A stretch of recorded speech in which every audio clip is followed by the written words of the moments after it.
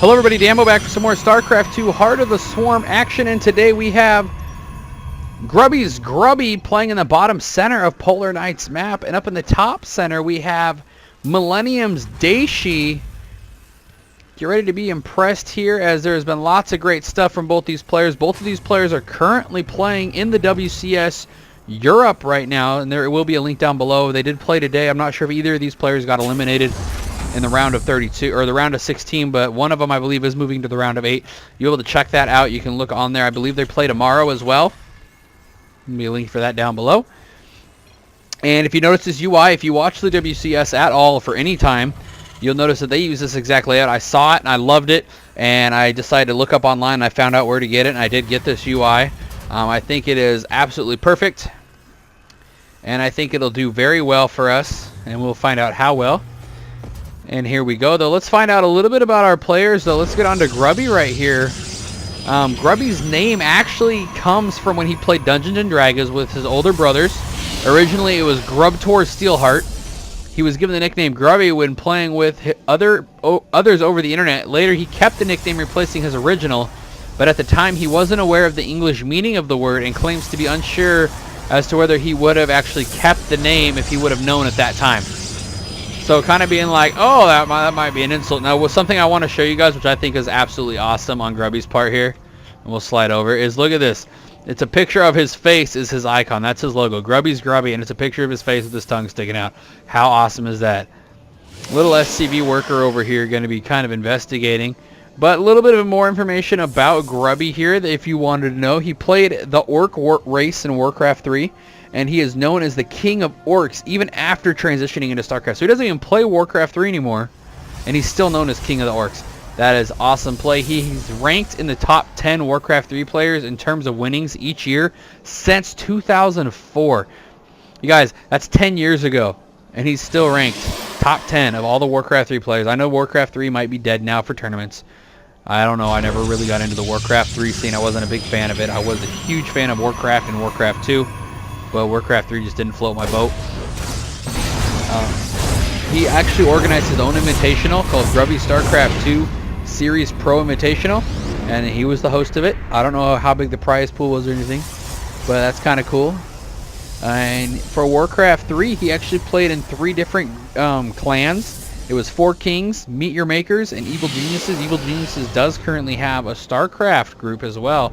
So you got to be wondering if maybe he wanted to go kind of over there but just chose not to, or maybe it just didn't work out for him. Who knows? And we are seeing an early expansion here for both players. Neither one of them deciding to wall off because they aren't playing against Zerg players. But now that we're up here, let's check out Dayshi. I'm sorry, not Daichi. Dayshi. I'm sorry, Dayshi over here for a minute. We're going to join his little events calendar over here. He currently plays for the team Millennium, but he actually Dayshi started playing in April 2011 and quickly joined the French team Imaginary Gaming. So I mean, right off the bat he was known as being good, and he joined a team, became even better, and then it looks like he did eventually leave that team, and now he is currently playing for Millennium. I haven't found out when he started joining for Millennium right here. Oh, right here we go. I actually just found it. October 28, 2012 he left Eclipsia to join Team Millennium. His first offline event with his new colors was the playoffs of the Francophone Championship Season 1, where he lost to Neo Angel and Song, finishing 4th alongside Real. He reached the final of his HP Trophy 2 nobly, defeating the reigning champion duo at the time, Nurchio and Bly, but lost to the Moreno-Duran brothers, Vortex and Lucifron, in the finals. So some great play here from both these players. Again, both of them in the World Championship Series of Europe right now. Definitely go check them out, support them. There's been a ton of other players that were in there. They had the round of 16 play today. I believe the round of 8 is tomorrow. So definitely going to be worth checking those out. If I can get some of those replays, I will definitely get them to you as fast as I can. Oracle comes in here, gets 1 kill. We do have a little bit of action also down here, as that clears up as well. And so both players working on 2 bases right now. They're working on getting all their stuff going right away. Actually have that Stargate hidden right in the back of his base there. He could have put it over here maybe, or threw it over here just to kind of hide and get it closer, but he chose not to just yet. And the Oracle is deciding to go right up into the main base right now. And this could be a good tactic for him right here, but he is getting that turret up, so he's going to have to work carefully and quickly with this Oracle, otherwise it just won't be worth it. He does kill a couple more Marines. Looks like he's about 3 kills on this right now. He has exactly 3 kills right now. Could go up to a 4th kill. There it is right there before retreating all the way, as he is only 22 health left, and that missile turret is now complete. He could have another one. Yep, he does have 2 now. And let's get this production up on the tab here. I'm sorry about that. I forgot it. This again, I just got, I mean, it's the same hotkeys for everything, but I just absolutely love this layout. I believe it's absolutely amazing. Hopefully you guys feel the same way as well. And we'll see how well this works out for both these players. Now a little bit slow. Usually players of this caliber you're going to see harass a lot. We only had the Oracle harass so far. Right in the very beginning we had that little Reaper open. I don't really call that a harassment. It's more of just an open. If they keep going with it, I would call it a harassment. But Oracle is going to fly in here and kind of see what's going on. But as he doesn't have much health left, he can't really do much, I wouldn't say. But a few more units do go down. So he's now up to 5 on the kill meter. A lot of lag here. There we go. Sorry about that. Looked like we lagged a little bit. I don't know how, but we did. And the Stalker is going to be heading home as well here. So a little bit of Stalker harass as well. 1 kill on him. And believe it or not, more maps came out for the league today. I believe it was 10 more tournament maps in total. I believe it was 4 or 5 new 1 vs 1 maps, and then 2 or 3 more 2 vs 2, 3 vs 3, and 4 vs 4 maps. It was a totaling of 10, so it might not have been that many. I believe 4 vs 4 only had 2 maps come out for it. All of them are looking great, though. I think a lot of players are going to be real happy with how it's turning out. We do have Storm, Psionic Storm on the way right now as well, with all these gateways in the back here about to be finishing up. But we're going to see a little bit of a push here from Dayshi. We'll see how well these Widow Mines play an effect in here. As the Photon Overcharge has set, those Widow Mines do go off and blast those units, but there is a detector over here as well. What's the where's the detection at? I don't. Oh, there's the observer there, but I don't see where he could have. I didn't see the observer over here to detect those. Oh well. Either way, they're out of the area now. He does have an observer on him now, so he can see exactly what's going on. One quick scan would get rid of that observer real quick. It looks like that's almost what he's planning on doing. And a huge storm right on all those Marines, almost all of them going down. Oh my god, what a storm! 1 medevac goes down. They're going to have to fly away. It'd be so risky to pick them up right now with how low everything is. A Widow Mine goes down right in the middle of them, though, and blows up. Down goes 1 unit, though, only taking out, I guess, 2 units total right there.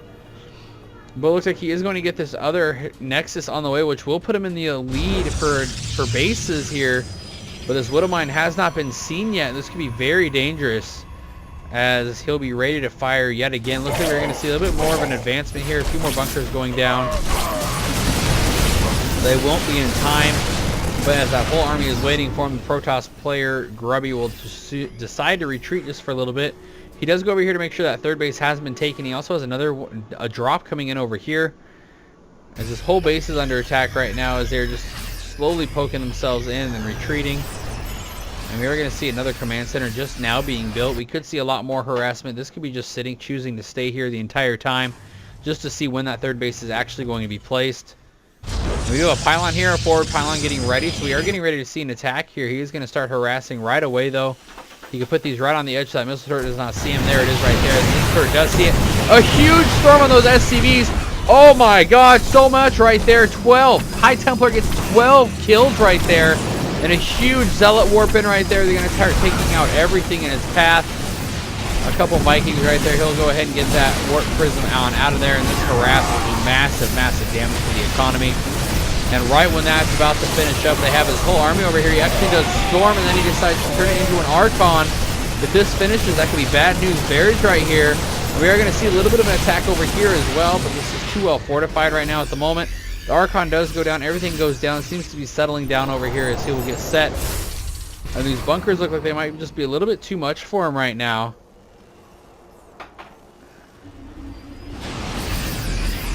And I've never actually seen this little warp thing on top. I don't know exactly what that is. If it is just this right here, it could be an upgrade. I'm not sure what that is. Bonus +1 range to units inside. That could just be so we know that they have it. As it looks like only units that can be stuck inside stuff have it right now. Not sure. Do you know what that little symbol means above the bunkers? Go ahead and post that down below. I'd love to know what that means. Observer here following the army there, so the army will be he'll know exactly where this army is going to be at the entire time. There's a pre slow right there, and they decide to run around that and not go into that, and they could come in right over here. Of course, the army is knowing and waiting and ready. And here we go. We could see a pretty big battle right here. Let me go ahead and zoom out so we can try to see it all here. And there it is right there. A couple good storms. I'm not going to say they're amazing, but they were decent enough. They got the army to back up just a little bit. And now they're going to go ahead and retreat. And there's a couple good storms right there. They put a lot of units into the red, which is exactly what Grubby's going to want to do, is get them all into the red so his zealots can just charge right on and tackle one at a time, destroy them. There they go right there, charging in. And this whole army will be retreating the entire time. And he's not really sending his entire army. If you can see, it is kind of spread out, but he does have this little group right here that's warping in. And so, I mean, it is kind of his entire army, though. I mean, it's kind of stretched out, but now he's suiting up and getting ready to attack again. And he'll push them all the way back into his bunker, and they will start pushing back out. Now, this base will be seen, so he'll drop one zealot there to kind of start attacking it. And Grubby will start on this multi-prong attack over here. Now having one Archon and a few Zealots here. Archon being the main source of defense right now, and that is about it. The Marines are all running out. Looks like he put in a huge force to take out that Zealot, but it did not work. One more Zealot coming into attack, and a couple more Mules will go down. Archon's coming into the mix as long as well with an Immortal here. And a Scan coming down to try to find that Observer. But see, I don't think he'll get that down. I think they'll all get out of the range of it rather quickly. And a pretty decent storm right there, getting everything into the yellow or worse. And you'll see them all start going down rather quickly here.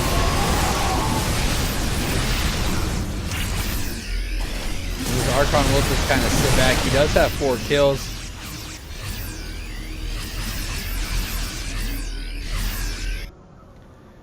And that Oracle is still kind of hiding out over here to see when this base does get landed here, but he decided to go for this base up front. But it's a little bit more harder to secure. But this is technically your third base here. It's just a little harder to secure with how many openings there are. There's actually 3. Well, 2 technically. You got a huge opening here, which you can come in from this side or this side. But if you put your army here, you'll see them. Also have a huge opening from this side here. And a huge opening from this side here. So technically 3 ways you can attack. Not very many. Like, that bunker's right in the perfect spot here, really. Because they can come in from any side. You can really defend on this. A huge storm there. Looks like nothing really got taken out, though. Another huge storm right there. Medevacs are actually getting right into it. That's a huge storm right there. That is a great storm right there.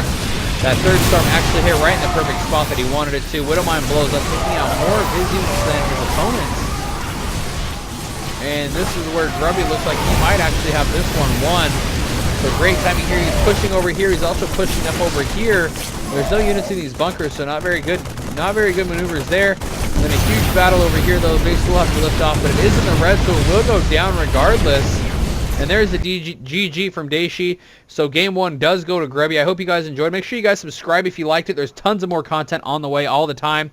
And give it a thumbs up.